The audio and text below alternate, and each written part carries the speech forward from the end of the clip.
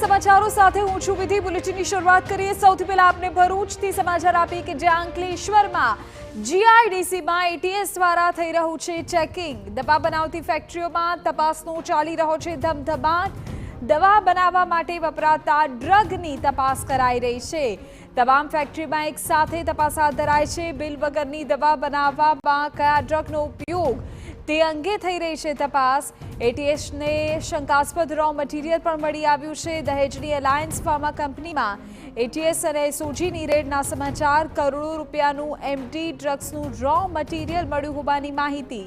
NDPS act હેઠળ પ્રતિબંધિત material મોટી માત્રામાં ઝડપાયું છે એફએસએલની મદદથી શંકાસ્પદ રો મટીરીયલની તપાસ થઈ રહી છે દવાની આડમાં ગેરકાયદે ડ્રગ લવાતું હોવાની શંકા છે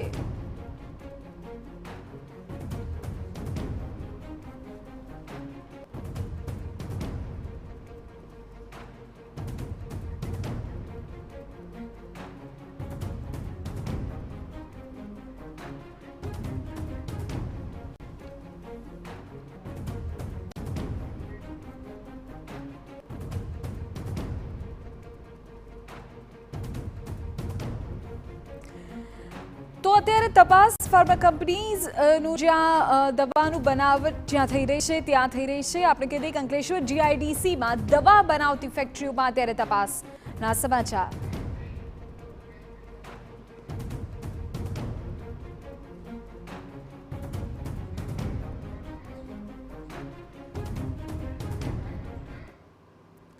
તેરા જ મુદ્દે વધુ જાણકારી મેળવીએ મારા સંવાદદાતા હરીન માત્રાવાળા આપણી સાથે અત્યારે લાઈવ જોડાઈ ગયા છે હરીન કઈ દિશામાં તપાસ થઈ રહી છે કઈ કઈ બાબતોની તપાસ અંકલેશ્વર જીઆઈડીસીમાં અત્યારે એટીએસ દ્વારા કરવામાં આવી રહી છે શું સામે આવી રહ્યું છે આ તપાસ દરમિયાન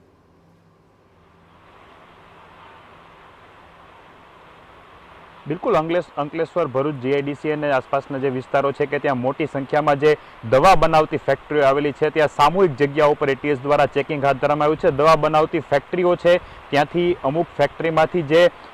બિલ વગરની દવાઓ જે ડ્રગ વપરાતું હોય છે દવા બનાવવા માટેનું તેની હેરાફેરી થતો હોવાનું જે એક માહિતી સામે આવી હતી અને તેના જ આધારે છે એટીએસ દ્વારા તપાસ હાથ ધરવામાં આવ્યું છે મહત્વનું છે કે ડ્રગ બનાવવા માટે જે વપરાતી વસ્તુઓ છે તે બિલ વગરની આવતી હોય છે અને તેને જ લઈને એટીએસ છે અત્યારે તપાસ કરી રહી છે બીજી તરફ જે દહેજ પાસેની એક ફેક્ટરી છે ત્યાંથી પણ મોટી માત્રામાં આ પ્રમાણેનો બિલ વગરનો જથ્થો છે તે મળી આવ્યો છે અને તે વિદેશથી બિલ વગરનો જથ્થો ભારતમાં આવ્યો હોવાનું સામે આવ્યું છે જોકે હજી પણ આ તમામ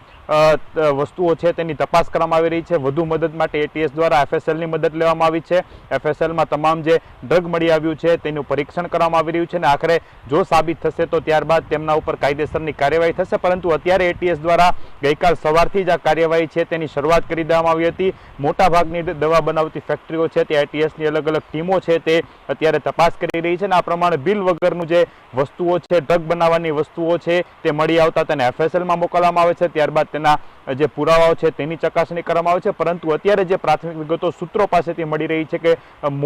મોટા પ્રમાણમાં ડ્રગ જે બિલ વગરની દવાઓ હેરાફેરી થતી હતી દવાઓ બનાવવા માટેનું મટીરિયલ હેરાફેરી થતું હતું તે પર્દાફાશ થયો છે અને આગામી સમયમાં 1 થી 2 દિવસમાં એટલે કદાચ આવતીકાલે આ તમામ જે તપાસ છે તે પૂર્ણ થઈ જશે અને ત્યારબાદ એટીએસ દ્વારા છે આ ફેક્ટરી માલિકો છે તેના વિરુદ્ધ કાયદેસરની કાર્યવાહી પણ હાથ ધરવામાં આવશે જી ઓકે હરીન આગળ પણ આપણી પાસેથી અપડેટ લઈએ છીએ આભાર તમામ જાણકારી બદલ તો મારા સંવાદદાતા જે પ્રકાર જાણકારી આપી રહ્યા છે મોટી માત્રામાં બિલ વગર કે કોઈ નોંધ વગર દવા બનાવવા માટે વપરાતા ડ્રગની હેરાફેરીનો આ મામલો હોઈ શકે છે જોવું રહેશે કે આ તપાસ ક્યાં સુધી ચાલે છે અને શું સામે આવે છે